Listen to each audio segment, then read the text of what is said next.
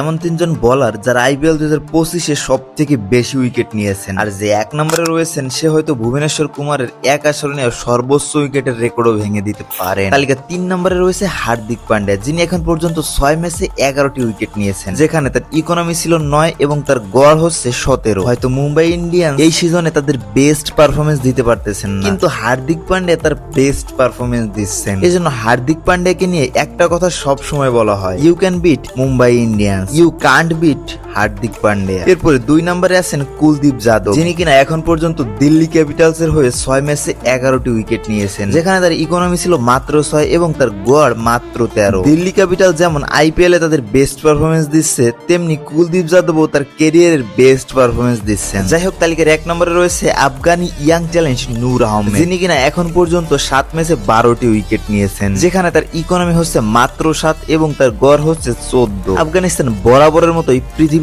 সেরা স্পিনারদের জন্ম দেয়, তেমনি এই আসরে সব থেকে বেশি উইকেটও পেতে পারেন নূর আহমেদ। আপনাদের কি মনে হয়, নূর আহমেদ কি পারবে তার পার্পল ক্যাপটি ধরে রাখতে? অবশ্যই কমেন্ট বক্সে জানান।